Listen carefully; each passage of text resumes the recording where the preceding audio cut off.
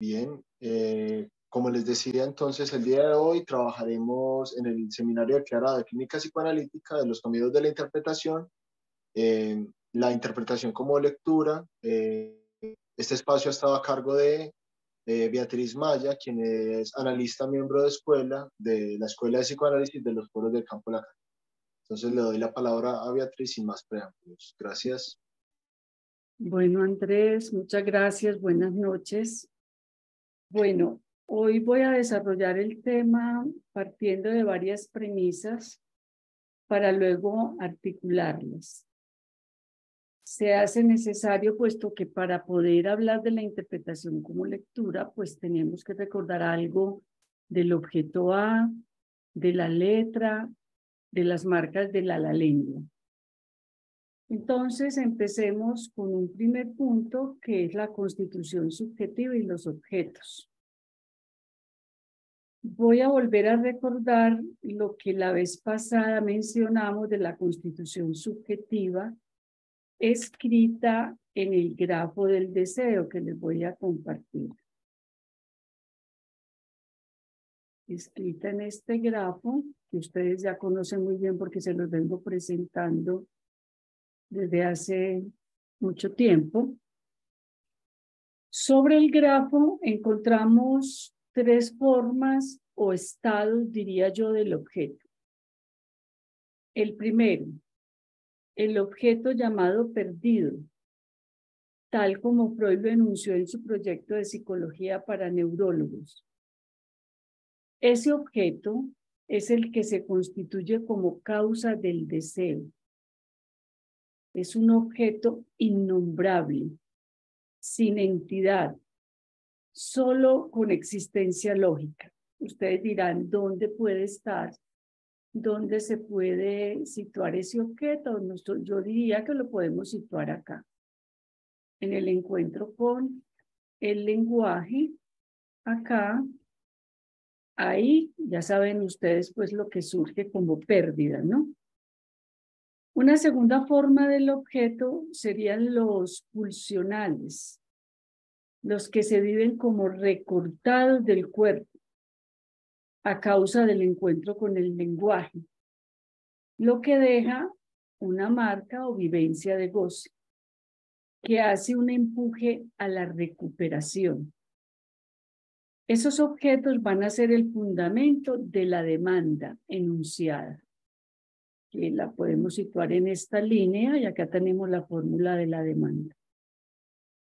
Pero si miramos el otro lado del grafo, hacia acá, hacia la izquierda, encontramos los objetos fantasmáticos.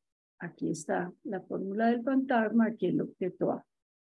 Los objetos fantasmáticos, que son imaginarizaciones de los pulsionales recortados. Entonces, en el grafo vemos un recorrido de estados del objeto, digámoslo así. Pudiera uno decir que aquí también hay un objeto en ese SDA tachado, allí donde el otro no tiene respuesta para el ser del sujeto. Recordemos que esta línea de abajo, esta que tenemos acá, que va de S minúscula de A mayúscula, es la línea del enunciado. Ahí en esa línea vamos a situar las demandas que hacen los pacientes motivadas por la falta en ser que ha surgido por la no respuesta del otro, que es la que tenemos acá arriba, ¿ya? Escrita como S de A tachado. Esto pues es un repaso que ya ustedes con seguridad conocen muy bien, pero que era necesario pues tener presente. Lacan habla de la demanda intransitiva en la dirección de la cura, explicando que ésta pide algo, pero que no supone ningún objeto. Lo que pide es que le respondan. Demanda intransitiva alude entonces a algo que no se puede nombrar, contrario de otro tipo de demandas que sí pasan por las palabras.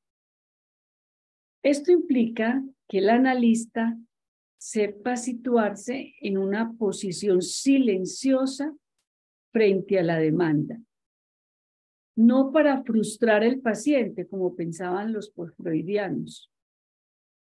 Se trata de hacer silencio para soportar la demanda hasta la posibilidad de interpretar el deseo que está en la parte superior del grafo.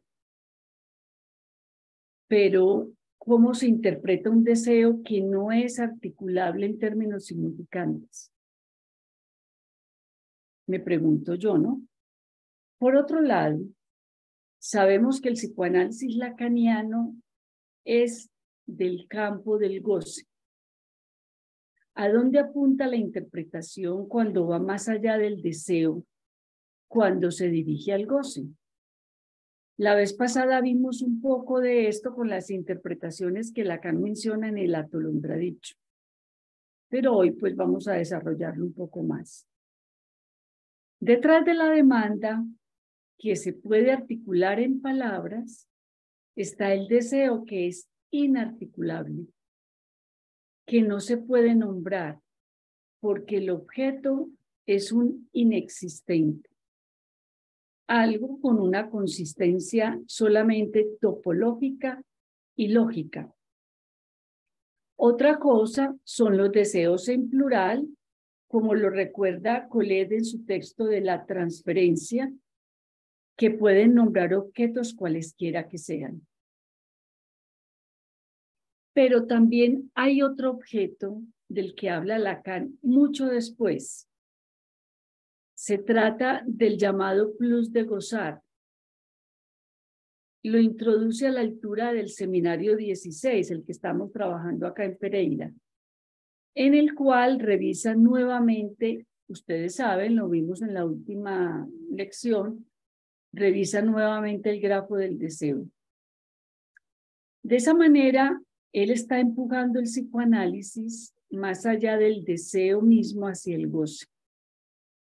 De allí podemos extraer algunos asuntos sobre este objeto plus de gozar, de ese seminario 16. Partiendo del objeto pérdida, Lacan nos va a decir que se fabrica, ese término es de él, se fabrica el objeto A que toma forma o figura en los que él nombra como voz, mirada, deyecto, seño. Fíjense cómo lo dice Lacan, cómo en ese seminario 16 Lacan nos trae esto que yo les estoy mencionando. Él dice, es la función del plus de gozar como tal. Acá está el hueco, la ansia, que sin duda y de entrada vienen a rellenar un cierto número de objetos que están de algún modo adaptados por adelantado, hechos para servir de tapón. Es sin duda acá que se detiene toda la práctica analítica clásica que se limita a dar valor a esos nombres, esos términos diversos, oral, anal, escópica, incluso vocal. Esos nombres diversos de los que podemos designar como objeto lo que hay de A. Esta es la cita que les traigo de ese seminario 16. El análisis se mueve entonces en la dirección de destapar la castración real que está detrás de lo imaginario del objeto. Este recorrido nos muestra el paso de la noción desde el objeto del deseo al objeto de goce. Todo el seminario 6, del que hablé antes, y el desarrollo que hace Lacan del grafo, está construido en el marco del inconsciente estructurado como un lenguaje. Pero con el título de hoy, la interpretación como lectura, nos movemos entre el desciframiento y la lectura, lo que implica pasar al inconsciente real, es decir, del lado del fuera de sentido, de la letra, de lo escrito. Lo que no quiere decir que no estemos también en el inconsciente estructurado como un lenguaje. Vamos a verlo. El segundo punto lo llamé el inconsciente saber sin sujeto.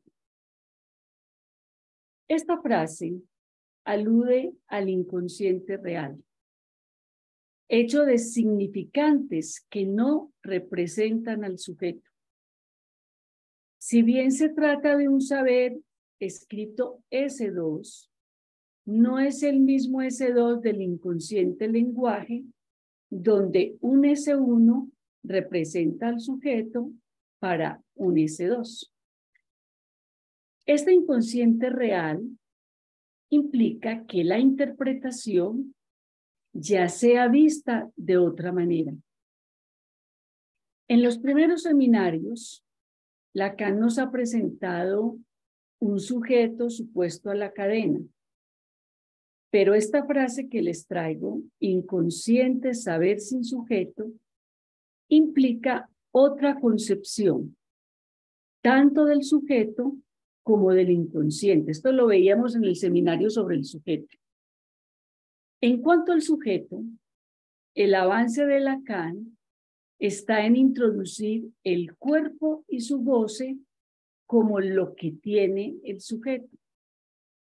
Aquí la noción de parlet hace referencia a este sujeto con su cuerpo, como lo veíamos en ese seminario.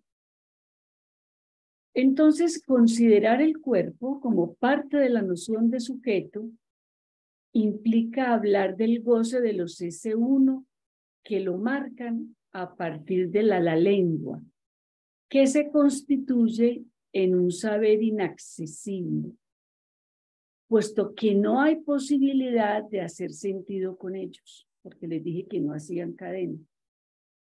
Entonces, no pasan del lado de la verdad. Podemos comprender entonces que Lacan diga que el parlet es otro nombre del inconsciente, como lo dice en Joyce el síntoma.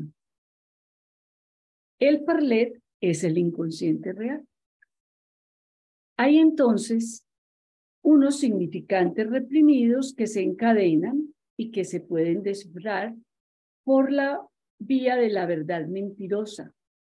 Lo que se espera es que sean reducidos vía la interpretación hasta llegar al sinsentido. Y hay otros significantes que son gozados. En esos significantes gozados es que estamos en el inconsciente real más allá de la verdad. Se trata del saber sin sujeto del que vengo hablando. En la reseña de O.P.O., Lacan, del seminario 19, Lacan hace una separación para pensar el inconsciente cuando dice: es por lo tanto verdadero que el trabajo del sueño, entre otros, prescinde de pensar, de calcular, hasta de juzgar. Sabe lo que hay que hacer. Es su definición. Supone un sujeto. Es el trabajador. Hasta aquí Lacan. En esa cita, Lacan nos está poniendo del lado del significante que determina al sujeto y lo lleva a la búsqueda de sentidos. Es el lado del inconsciente del lenguaje. Pero en ese mismo texto que les mencioné, sitúa el goce como lo que piensa, calcula, juzga por ser el del otro. Ahí estamos en el lado del goce del cuerpo, del goce de los significantes, marca del cuerpo. Ustedes encuentran esta cita en los otros escritos en la página 577. Con esta cita quedan especificados los dos lados del inconsciente. El inconsciente lenguaje con el sujeto supuestamente representado, es decir, supuesto a la cadena, y el inconsciente real, saber sin sujeto. Entonces, en la clínica lacaniana, estamos entre este sujeto supuesto de la representatividad y el que habla con su síntoma, el que habla con su goce, con su cuerpo. Un cuerpo marcado, surcado, erosionado por la palabra, para emplear las palabras de Liturater sobre la letra, que tiene efectos de marca, ya no solo de sentido, es otra cara del asunto. Un saber sin sujeto implica que el inconsciente sea captado como escritura, dejada por los unos de la lengua, lo que introduce entonces el tercer tema, el tema de la letra. Con este tema de la letra, evoco algo que desarrollé en el seminario anterior sobre el sujeto. Empecemos por afirmar que el significante y la letra no son lo mismo. El significante es lo que representa a un sujeto para otro significante, lo que nos lleva al sentido como significación o significado. Está del lado simbólico e imaginario, mientras que la letra vamos a situarla de otro lado, del lado que nos lleva sentido, lo que no hace cadena. Por esto es por lo que la letra la vamos a relacionar con lo real y con la fijeza del goce. Es en Lituraterra donde va a definir la letra, pero también donde señala con una metáfora la división del sujeto entre el sentido y el sinsentido, entre lo que se ve y lo que queda entre sombras. Podríamos decir entre lo simbólico y lo real. Allí Lacan evoca el rasgo unario a partir del cual se constituye el sujeto y lo que lo borra, o sea, la tachadura de dicho rasgo. Tachadura que introduce la dimensión de la letra y de la escritura, como lo que queda por fuera del encadenamiento significante a partir del cual surgiría el sujeto. Lacan dice: dije a propósito del rasgo unario que es por la borradura del rasgo como se designa el sujeto. La cosa se designa pues en dos tiempos. Habrá que distinguir allí entonces la tachadura. Dice Lacan en Lituraterra. El sujeto entonces tiene un lado significante y otro que queda por fuera. Se trata de su goce. El sujeto del lado del saber y el otro lado el del goce. Ahí sitúa Lacan la letra, la tachadura. Lo que el análisis pretende es producir esta tachadura, es reproducir esa mitad en el que el sujeto subsiste, dice Lacan.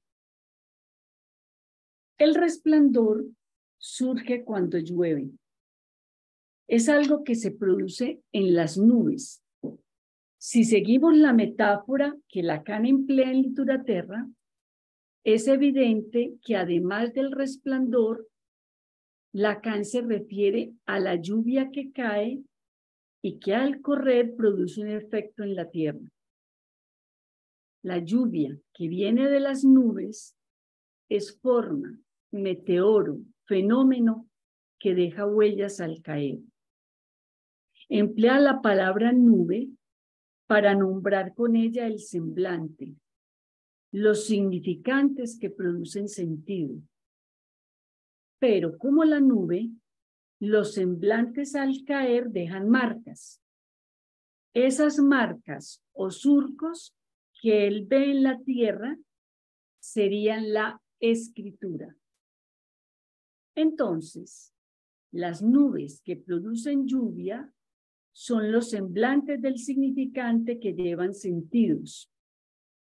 Pero tal como arriba en las nubes se produce un resplandor que no deja ver algo, los semblantes que son del orden simbólico no dan cuenta de todo, no dejan ver lo real.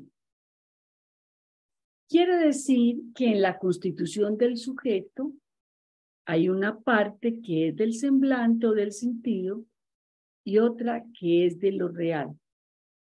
La otra parte del parlet que queda por fuera del sentido, pero que es parte constituyente de esto. Miremos cómo introduce Lacan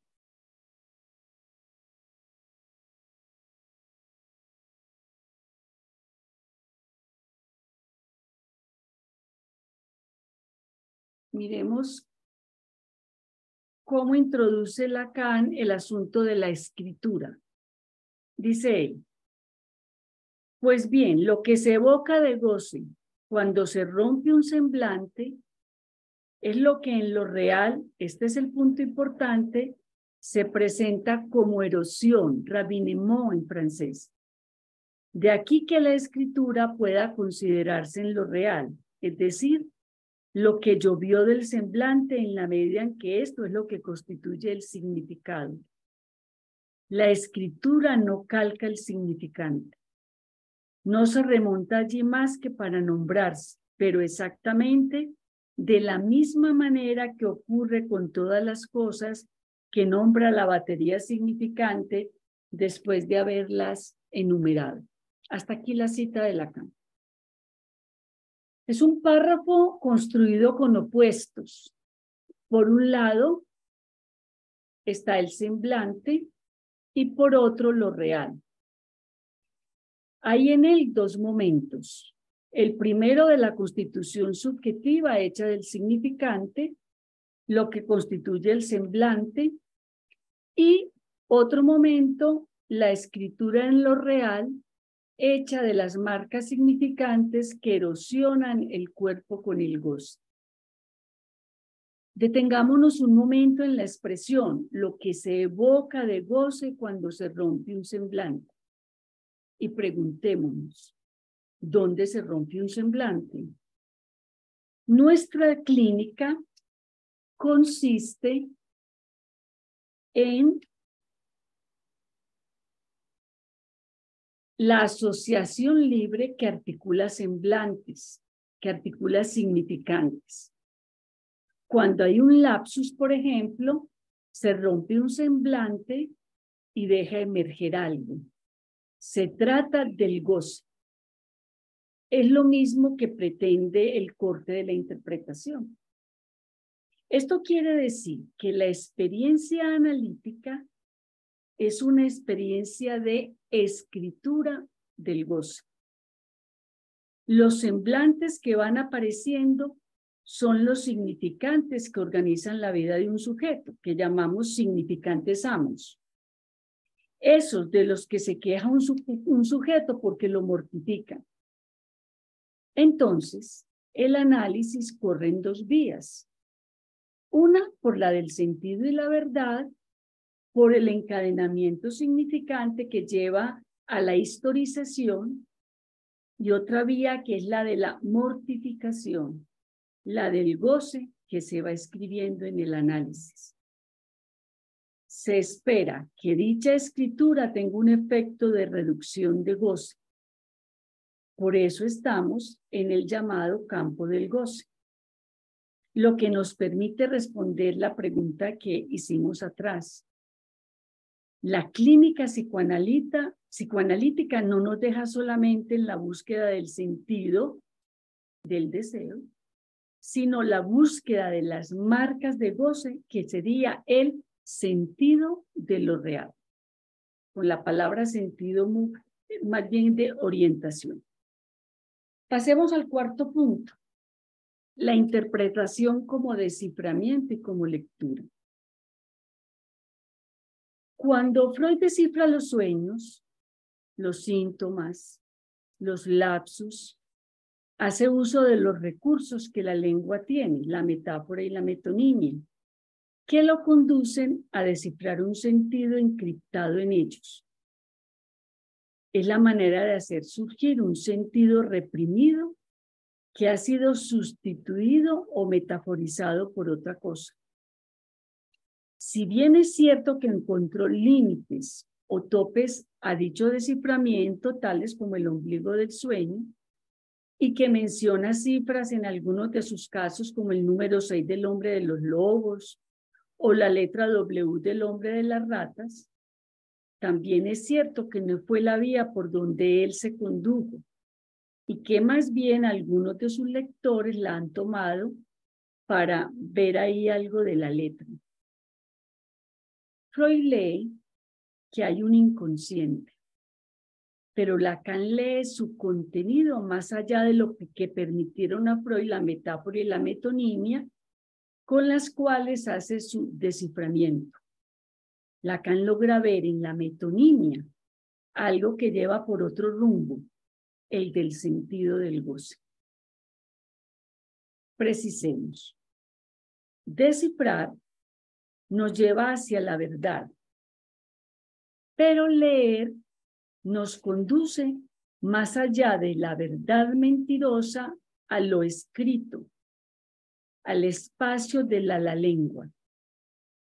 El desciframiento lo podemos poner a cuenta del sentido y la significación en el marco de un inconsciente estructurado como un lenguaje, tal como muestran las formaciones del inconsciente estudiadas por Freud. Recordemos que la vez pasada vimos que hay que ir más allá de la significación o lo que significan las palabras, justamente porque ellas no tienen un sentido unívoco. Ellas nos pueden llevar a otros sentidos, al infinito, ¿no? Entonces, de lo que se trata en la interpretación como lectura es de estar frente al goce. Se trata de la lectura de las marcas. Aquí apelo a la conferencia de Colette Soler que muchos conocen. El psicoanálisis no puede ser sin lo escrito, que si bien es un tanto difícil, nos puede orientar a los textos lacanianos, de los cuales ella desprende conclusiones importantes, muchas que ustedes pueden ir a mirar allá. Yo me fui a la referencia que ella nos da, que es el pospaso del seminario 11, donde dice Lacan. Ahora bien, escuchen esto, ahora bien, lo que se lee es de eso de lo que hablo, puesto que lo que digo está consagrado al inconsciente, es decir, a lo que se lee ante todo. Es evidente que Lacan habla de un inconsciente que es escritura, puesto que es lo que se lee ante todo. Recordemos que la escritura es la marca de goce del significante. Allí dice, lo cito, no estaría nada mal que leer se entendiera como conviene, allí donde se tiene el deber de interpretar. Repito esta frase de Lacan. No estaría nada mal que leer se entendiera como conviene, allí donde se tiene el deber de interpretar. Evidentemente, entonces, que interpretar es leer el inconsciente. Pero, ¿qué se lee? ¿Cuál es la letra en el inconsciente que se lee? Podemos responder que se lee el goce. Pero, ¿cómo se manifiesta el goce para ser leído? Lacan,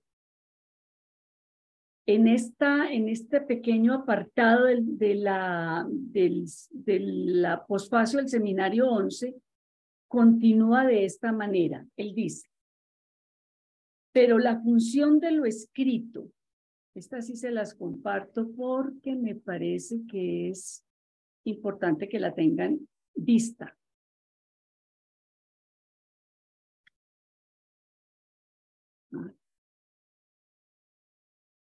Pero la función de lo escrito no constituye entonces el indicador, sino la vía férrea misma. Y el objeto A, tal como lo escribo, es el riel por donde llega el plus de gozar, aquello con que se habita y aún se abriga la demanda que hay que interpretar. Se los vuelvo a leer para que continuemos sin compartir, digo. Pero la función de lo escrito no constituye entonces el indicador, sino la vía férrea misma. Y el objeto A, tal como lo escribo, es el riel por donde llega el plus de gozar, aquello con que se habita y aún se abriga la demanda que hay que interpretar. ¿Sí ven por qué teníamos que ir a repasar el objeto hasta llegar al plus de gozar? Otra vez Lacan emplea una metáfora para explicarnos lo que sería leer el inconsciente. Ya no es una figura de arriba, de las nubes, como en Literaterra, sino una figura más terrenal. Se trata de la vía férrea que tiene rieles. Tomemos cada frase y tratemos de entenderlas, de las que viene ahí en esa pequeña cita que les mostré. Tomemos esta. Pero la función de lo escrito no constituye entonces el indicador, sino la vía férrea misma. Entonces hablemos un poquito del riel, de la vía férrea. Lacan se refiere a la historia judía que cuenta Freud. Esa historia judía es esta, se las voy a recordar.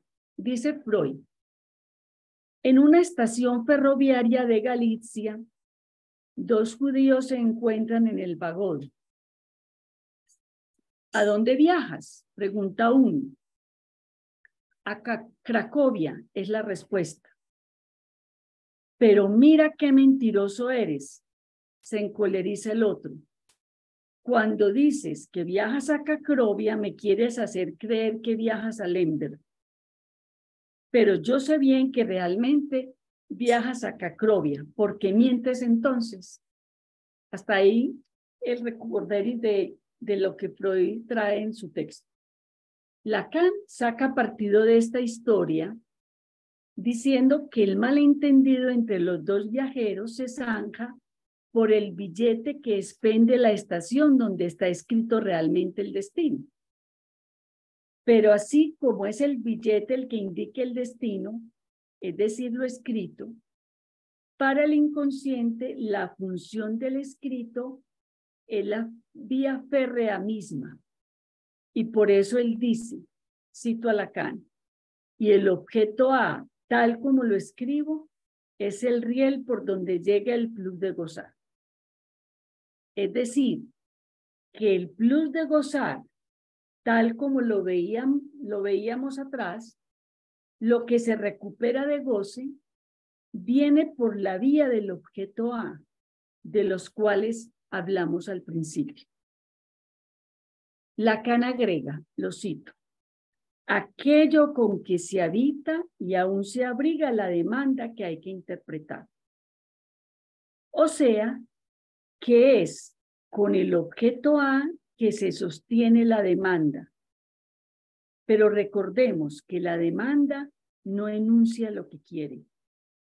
De ahí que lo que hay que leer es la demanda. Lo que se interpreta como lectura es la demanda, pero para no ser respondida. Entonces, la interpretación como lectura apunta al goce que tiene como sustancia lo real y que Lacan en el mismo posfacio llama estancia por debajo. Esta expresión, estancia por debajo, está una sola vez en Lacan sin desarrollo alguno.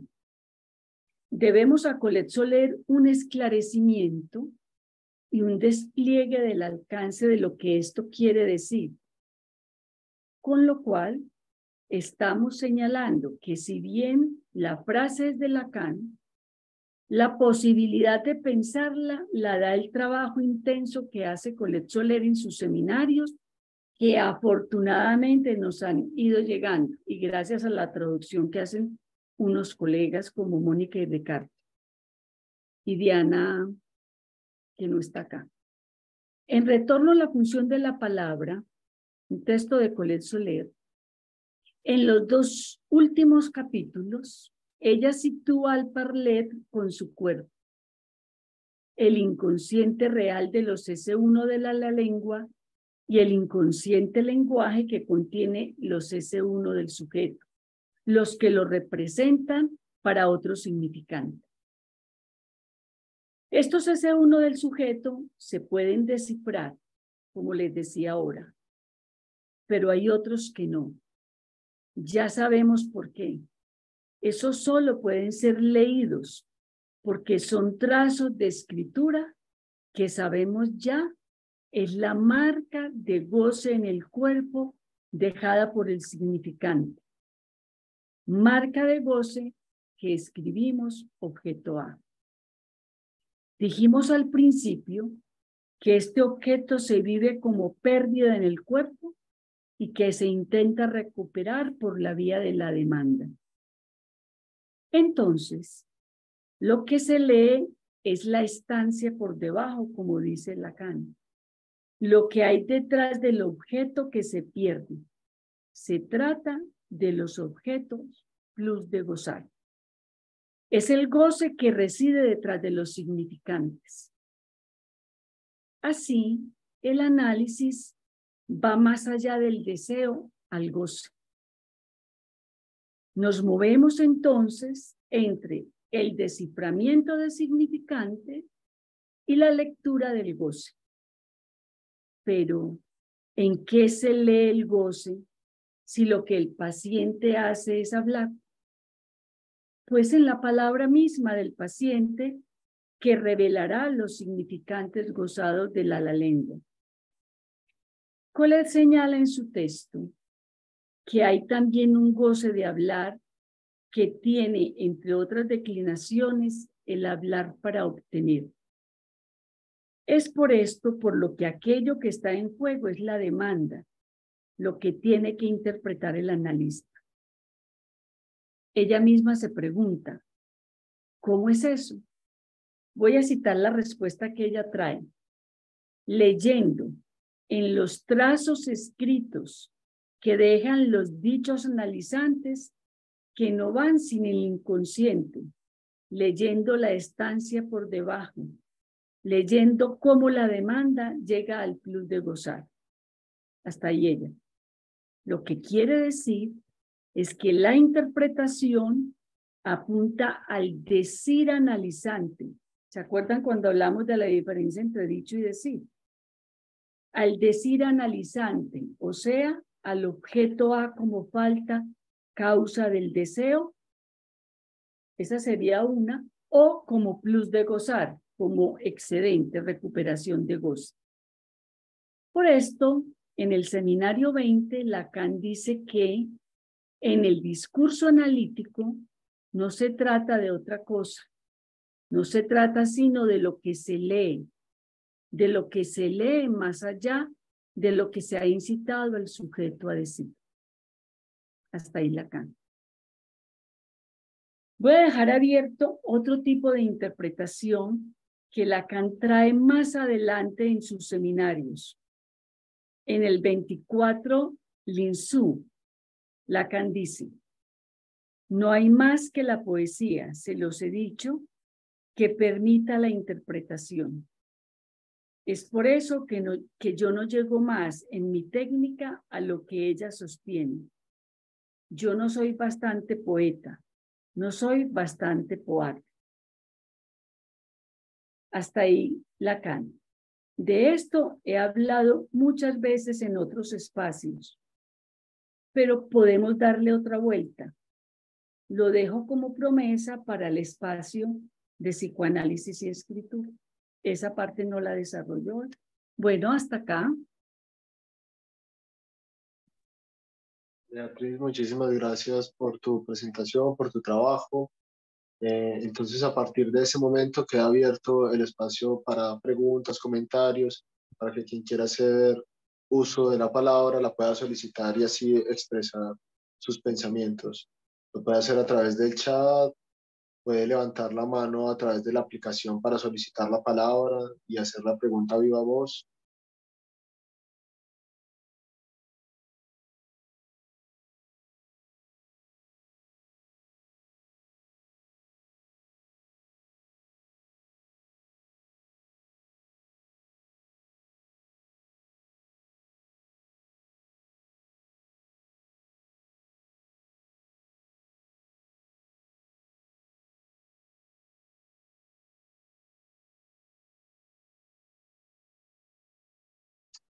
Carmen Hincapié.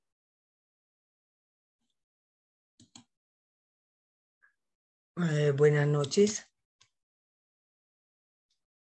Hola, Beatriz, Carmen. muchas gracias por tu trabajo tan juicioso. A mí me quedaron resonando prácticamente 3 palabras. Resonando en el sentido de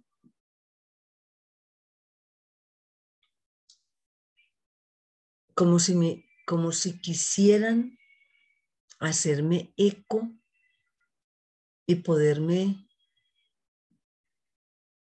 y valga la redundancia, y poderme hacer resonar otros asuntos, hacer resonar otras complejidades. Esas palabras son riel, vía férrea, que creo que no es lo mismo, pero si me ayudas a esclarecerlo. Y por el otro lado,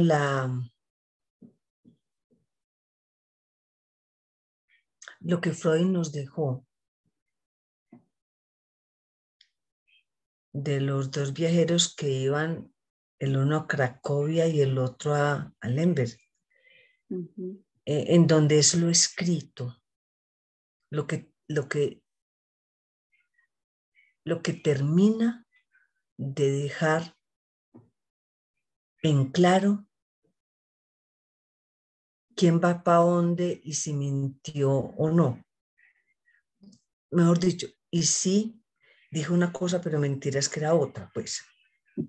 No en el sentido moralista, pues, de mentir. Entonces, lo que a mí me gustaría, Beatriz, es, para mí no tengo completo el panorama de en qué diferenciar o relacionar riel y vía férrea en relación pues con el objeto A. Es como eso. Bueno, Carmenza, mira, Lacan, como decía yo, explota esta imagen, porque es una imagen, la que trae el texto de Freud, de 2 sujetos con un malentendido. Justamente esa imagen le sirve a él porque el malentendido se zanja solo si se mira el billete para saber, o sea, se mira el escrito para saber a dónde van. Hasta ahí la imagen de Freud y de lo que se prende Lacan para hablarnos del escrito en el inconsciente. ¿Qué es lo que hay que zanjar, digámoslo así, con la interpretación? Lo que hay que zanjar con la interpretación es el goce. ¿De qué goce se trata en lo que dice un paciente? Y si me captaste lo que yo dije que era el escrito, la escritura en el inconsciente, sabes que entonces la escritura en el inconsciente es el goce. ¿Ya?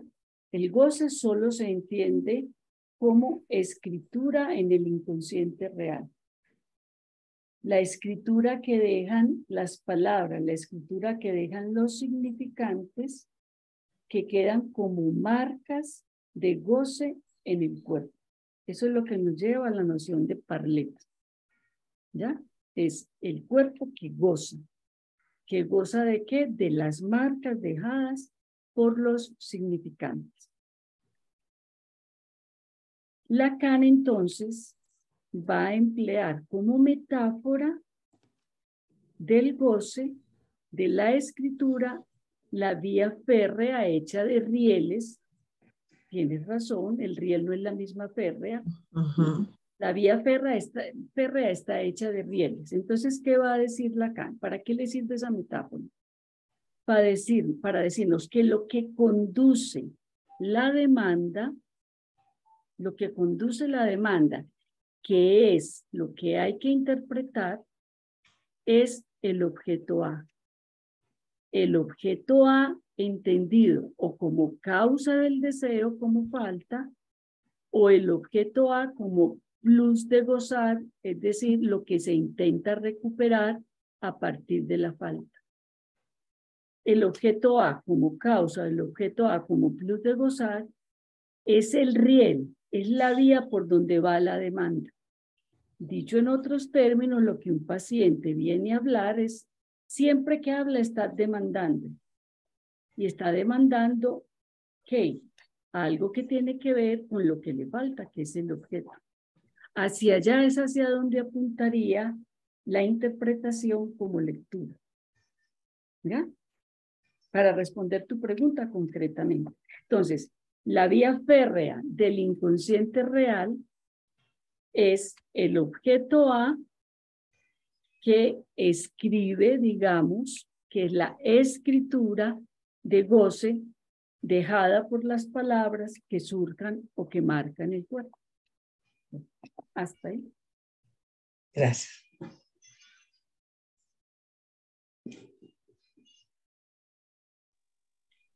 ¿Alguna otra pregunta, comentario?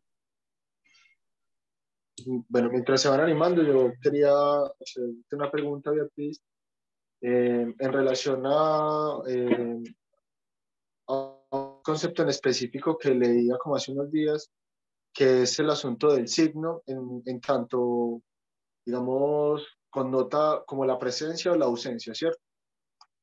Como teniéndolo en cuenta a partir de eso, y si lo que propones hoy como que lo que se lee es el goce, que es lo que, digamos, hace signo como del goce para ser leído. Esto que tú le comentas como a Carmenza del objeto A como causa o como plus de gozar, o hay otra cuestión respecto del signo de lo que aparece en el goce para ser leído, como presente. Sí, yo no mencioné la palabra signo en ningún momento. No la mencioné. Ajá, por eso te lo... Sí, no la mencioné porque me parece que Lacan emplea la palabra signo de una manera al principio de su enseñanza y al final, al principio es lo que representa algo para alguien. Y al final, justamente cuando él habla del inconsciente real, creo que el signo ya no es lo que representa algo para alguien, porque el signo también puede ser signo del sujeto. Entonces, eso yo no lo desarrollo porque no era el tema pues que me interesaba en este momento, pero podría decirte eso, que no es lo mismo lo que Lacan dice al principio que al final. Ahora, el signo también es signo de goce. En ese sentido, podríamos pensar que el objeto A puede ser signo de goce. Hasta ahí nomás te puedo decir. Gracias, Beatriz. Milton, y luego Ana. Hola Beatriz, ¿cómo estás? Hola, Milton. Yo no hace mucho leí una conferencia de Colette Soler precisamente que se titula Lo que se lee. Y creo que esto que nos traes acá me permite comprender un poco mejor eso que ella propone ahí. Sin embargo, me queda como una duda, porque este asunto de la escritura en el inconsciente hace que la lectura sea también en ciertos momentos como de manera retroactiva, ¿cierto? Porque es tomando lo que ha dejado marcas anteriormente, como en algunos, como cuando uno lee, ¿cierto? Que a veces no alcanza el sentido de lo que está leyendo, sino hasta el final. Eh, entonces yo siento que me pierdo ahí un poco porque a veces le meto como este asunto del sentido a esto y se supone que es el inconsciente real y aquí no está el sentido, pero de todas maneras sí está el asunto de lo retroactivo de la lectura. Y en la práctica, cómo se hace con eso retroactivo en una interpretación? Milton, tienes en la pregunta que tú haces, tú ves el problema como la construyes. Porque tú estás hablando de la lectura retroactiva que uno podría entender para un inconsciente lenguaje. ¿Ya? Donde se leen los significantes que representan al sujeto para otros significantes. Y que como hemos dicho desde el principio en este seminario, es una manera de recortar el sentido hasta llegar al sinsentido. No es de eso de lo que yo estoy hablando en este momento hoy. Estoy hablando de la lectura de lo real del goce, de las marcas del goce real que deja los S1 de la lengua. Es de eso de lo que hablo. O de la marca de pérdida que dejan los otros inclusive en la constitución subjetiva, que es lo que va a ser causa del deseo. Es hacia allá, hacia donde apunta esta lectura. ¿Ya? Entonces, por eso yo insistí, repetí tantas veces que estábamos moviéndonos de un lado al otro, del lado que tú estás planteando, de lo retroactivo de la significación, que es la interpretación del inconsciente lenguaje que lleva a la verdad mentirosa. Pero esta otra es lo que lleva del lado del inconsciente real a la lectura de las marcas de gozo. ¿Ya? Y ahí me queda la pregunta, ¿cómo se interpreta eso? Esas marcas de goce. También lo dije, de manera muy silenciosa, porque no se responde a la demanda. Y durante todo el seminario, desde el inicio hablamos del corte, ¿te acuerdas? Sí. Y hablamos de la primera interpretación del dedo de San Juan. Sí. Lo que pasa es que, bueno, muy bien que traigas esto y esa pregunta tan aparentemente sencilla que no es tan sencilla. Porque es que en un análisis no hay un solo tipo de interpretación, como veíamos la vez pasada. Como veíamos en lo que Lacan nos trae en el Atolondra dicho, es la combinatoria de múltiples interpretaciones. Y es probable que en el inicio haya mucha interpretación de significación, que es como tú lo estabas planteando con el aprecú del significante mismo. Pero también es que a medida que se va avanzando, se va colonizando lo real y es más el silencio. Volvemos a esa pregunta que me hizo otra persona que no está aquí desafortunadamente, a quien le dediqué todo un desarrollo sobre lo que era el analista como semblante de objeto A. Que yo traía esa conferencia de Lacan en la universidad donde él escribe la palabra silencio para indicar que es una posición más silenciosa del analista. ¿Para qué? Para que emerja esto. Una cosa que no se puede nombrar, pero que emerge. ¿Ya?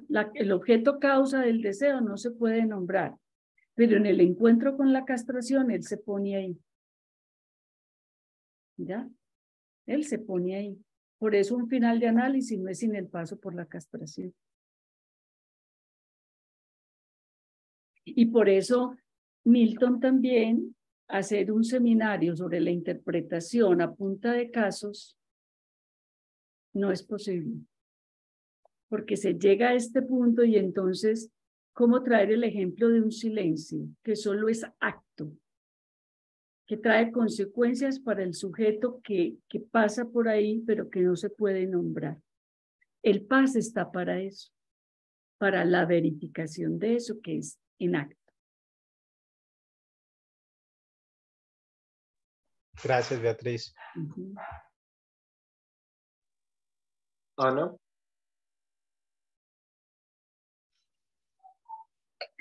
Ana Lucía. Hola. Sí, buenas noches.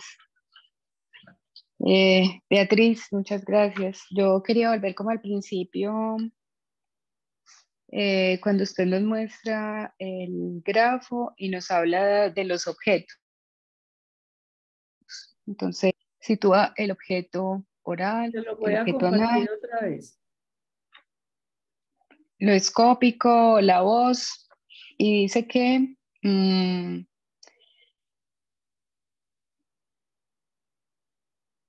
podría ubicarse también un objeto en el lugar de ese de atachado.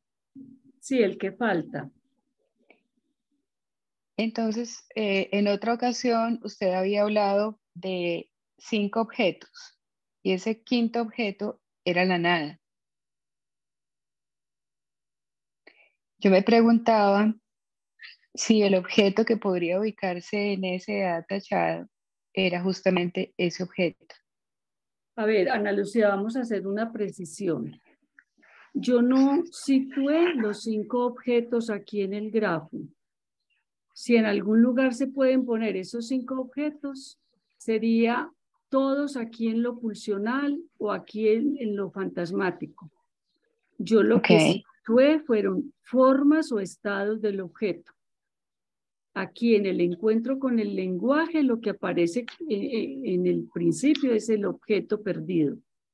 Aquí vamos a encontrar los objetos pulsionales o de la demanda. Ah, yo no estoy señalando, qué pena. Ya se Sí, está señalando, con el cursor está señalando. Bueno, sí. Aquí los objetos pulsionales o los de la demanda. Aquí los objetos fantasmáticos son formas del objeto. Y podemos decir que aquí está oral, anal, escópico y aquí también. ¿Ya? Aquí también. Son los mismos, pero aquí en un estado y aquí en otros.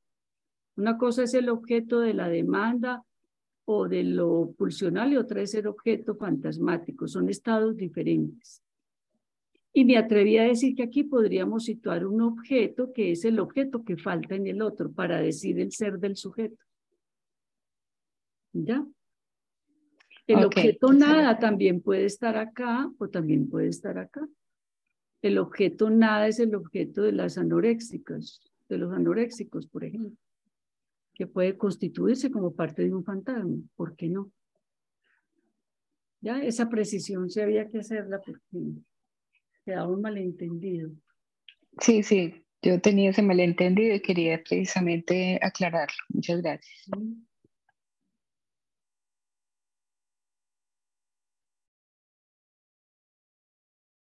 María Elena. María Elena. Buenas noches, gracias Beatriz. Muy interesante el trabajo, como siempre. Es una inquietud o pues no sé si es una pregunta pertinente. Cuando habla de la interpretación en análisis, me suscita una inquietud frente a cómo interpretar en lo social, en la guerra como esa recuperación de un plus de gozar, ¿no? ¿Qué es lo que se juega ahí, aunque no sea la temática, sino en el análisis? Me suscita esa... Escuchándola, me preguntaba cuál es esa demanda de la guerra y qué pasa con las marcas de goce en el cuerpo en la guerra. Y lo que tiene que ver como existe como una recuperación de goce en la guerra. A ver, María Elena, en su pregunta hay como un intento de montar dos planos, el plano de la constitución subjetiva y el plano de lo social. Y yo no creo que eso se pueda hacer. Como No no sé. creo, como no creo que se pueda, cuando se habla de la lectura o de la interpretación como lectura en la relación transferencial, no creo que sea lo mismo que se pueda hacer de la lectura de lo social. De hecho, Lacan, cuando escribió los discursos, me parece a mí que él intenta poner como una herramienta diferente, pues, para leer los discursos en lo social, digámoslo así. Y con ellos de pronto se puede leer la guerra, por ejemplo. Eso no quiere decir que en la guerra no hayan sujetos con goces particulares puestos en juego en ella. Pero la guerra no es un sujeto como el sujeto del que estamos hablando. La guerra no es un parlet. Claro. La guerra la hacen parlets que tienen goces singulares, goces particulares que ponen en juego en ella. Entonces creo que son dos planos diferentes de la cosa, ¿no? Sí, por eso Colette Soler plantea cómo el psicoanálisis es el reverso del capitalismo, creo que es así, y también podría ser el reverso de lo social, porque son dos planos distintos. Pero lo interesante aquí es la aclaración que me hace. Entonces, en esa guerra hay unos sujetos que tienen unos goces particulares, y en esa confrontación, entonces, me pregunto es sobre esa recuperación de goce que hay, que puede existir en la guerra, ¿no?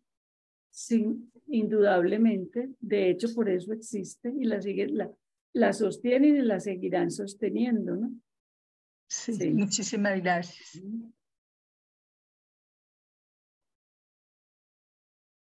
Creo que Mónica tiene la mano muy clarita levantada. Como la ella. mano muy clarita. Buenas noches. Beatriz, yo pues también me uno a los agradecimientos. Realmente es un seminario muy, muy interesante.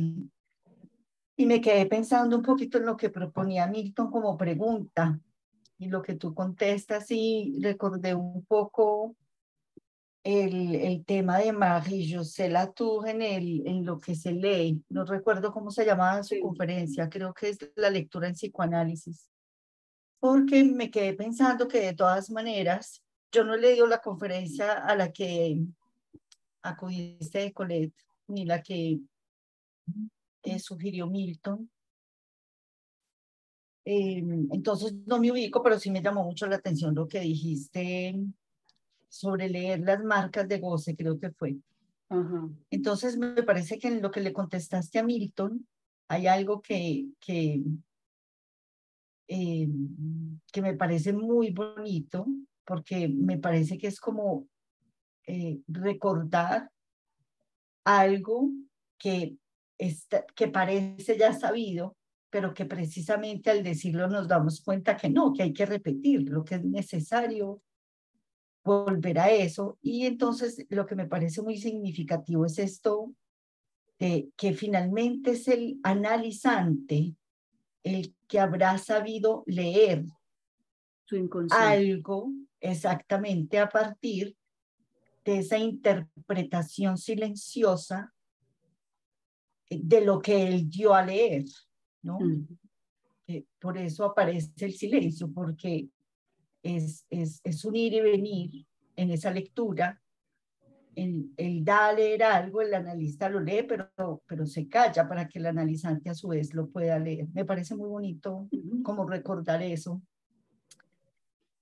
¿Qué me parece que es lo que introduce Marie-José Latour en esa conferencia, que también es muy significativa, ¿cierto? Y entonces vos volvés a este tema de que la lectura no es pues finalmente lo que creemos, y que fue ella la que señaló que lo que hace Freud en la interpretación de los sueños es precisamente una nueva lectura, es volver a mostrar, no es volver, es mostrar cómo en las palabras hay mucho más de lo que ellas dicen.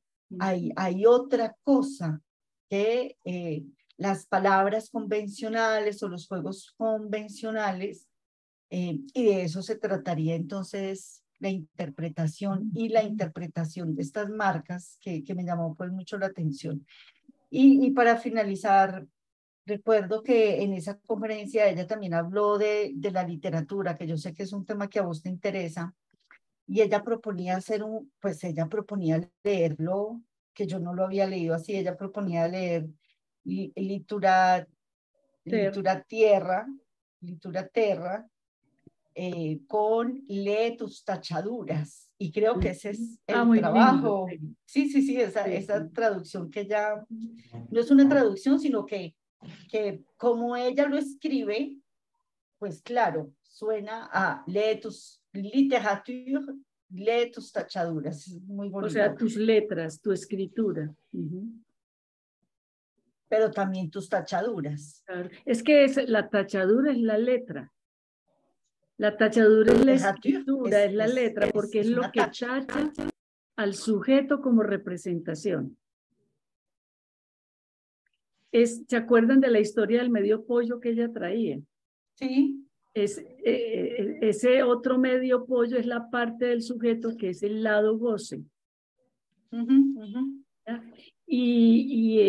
Bueno, eso va a volver con todo este seminario de escritura, necesariamente volver a Litura Terra a ser mencionada, pero cada vez vamos entendiendo un poquitico más. Claro, pero digamos que esto entonces hace mucha consonancia con lo que hemos trabajado como en otros lugares. Sí. Vos lográs pues traer todo esto aquí como un recordatorio, digo yo, de lo que es el análisis finalmente, que uno cree que el seminario o un seminario que no sea clínico, de orden clínico, no tiene que ver con la clínica, y pues finalmente todo confluye en ella, todo confluye en este acto de interpretar, por ejemplo. Entonces sí te agradezco mucho, muy, muy interesante. Y Mónica, es muy interesante volver a una lección del seminario 20, que yo creo que uno cada vez que la lee encuentra más cosas, y es la función de lo escrito.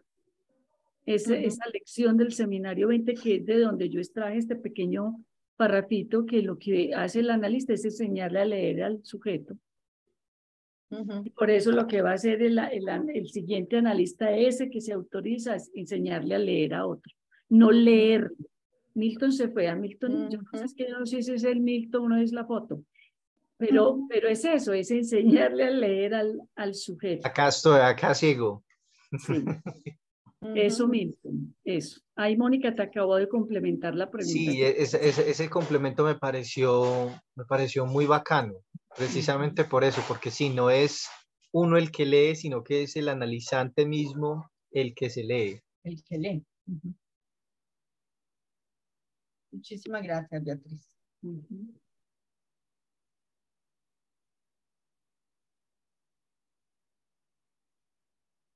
¿Alguna otra pregunta, comentario?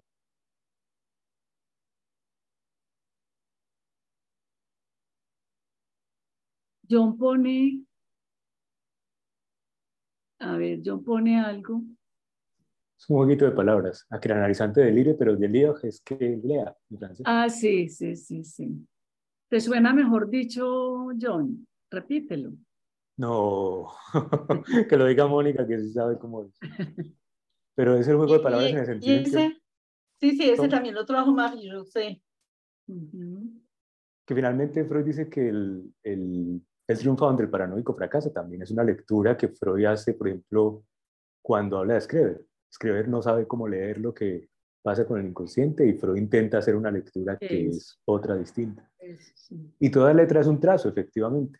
Por eso puede llevar a la tachadura, pero no necesariamente todo trazo hace letra. Ah, sí, es verdad. Aprovecho, Beatriz, para agradecerte por este año de trabajo intenso con el seminario, que yo sé que vos siempre decís que sos la que más aprendes, por supuesto, pero para nosotros pues es una posibilidad muy interesante y muy importante poder escuchar esa elaboración, y que nos dejas pensando pues, y que espero que hoy, como has hecho en otras ocasiones, nos vas avisando cuál es el del año que viene. No, no he pensado. Les dejé prometida un trabajo que es la interpretación poética, que entre otras cosas les recomiendo el trabajo de Tatiana Sadi, que va a ser el 3, porque ella va a hablar un poco de eso, va a hablar un poco de eso. Ella maneja muy bien ese asunto de la poesía, entonces, porque queda faltando ese paso en Lacan, queda faltando. Como les digo, pues yo ya he hablado de eso en otros espacios, pues yo creo que yo puedo darle otra vueltecita al asunto, pero no, yo no he pensado, no he pensado todavía.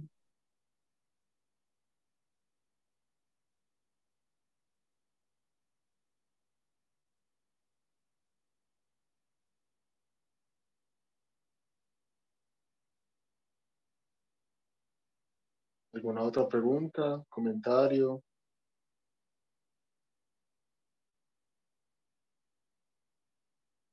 Bueno, yo me uno también a John en la expectativa de como cuál será el siguiente trabajo. Realmente ha sido, digamos, no solo este, sino probablemente este es un paso más como del viaje conceptual por el que nos ha llevado Beatriz en los últimos años y que también es en el transcurso de la realización nos ha mostrado también como una manera de leer como a Lacan, digamos, muy distinta a como un poco se hace en el espacio del seminario y que progresivamente también se va incorporando allá.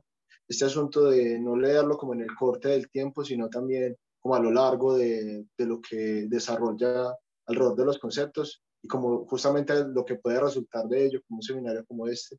Pues me uno a llenar la expectativa del agradecimiento a Beatriz por el trabajo que nos ha compartido en esta ocasión y que No, ojalá relance uno más y otro más.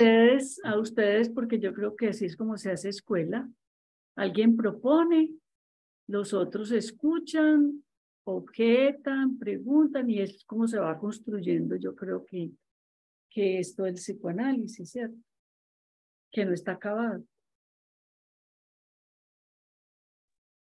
A mí esto me hace pensar un poco en la lección del seminario 16 que trabajé, donde Lacan habla de estar en posición de analista, porque precisamente de analizante, porque precisamente es el que trabaja, y yo creo que has estado en ese lugar en este seminario, y eso relanza el trabajo de una manera muy interesante, porque a mí esto me ha servido muchísimo para el trabajo en la universidad, para pensarme la clínica en muchos sentidos. Entonces, me uno también a John James y Andrés. Muchísimas gracias, Beatriz.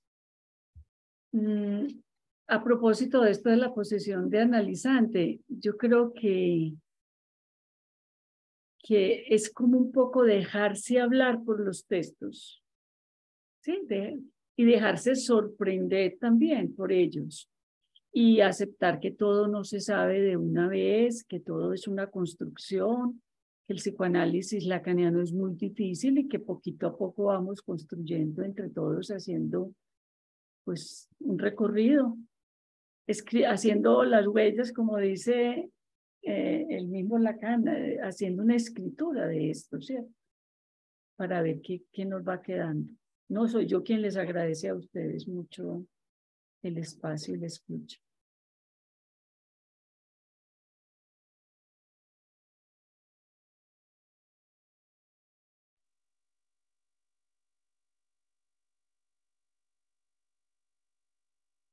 Bueno, si no hay más comentarios, reiterar el agradecimiento a Beatriz nuevamente. No sé si tenga algunas palabras para despedir este camino que acaba de concluir hoy acá, que esperemos no sea justamente un camino, sino un nuevo punto para retomar el trabajo. Me quedé sin palabras, Andrés. No, pues, no sé, me quedo sin palabras en este momento realmente. Pienso que es un trabajo que queda abierto, como todos los temas, todos. Yo en este momento ando revisando el primer seminario que dicté sobre el padre, porque pues, me interesa revisarlo y seguramente el siguiente y así sucesivamente. Entonces, no sé, Andrés, no puedo prometer nada en este momento. Entonces aplaudamos. Bueno, muchas gracias. Gracias, Beatriz. Bueno.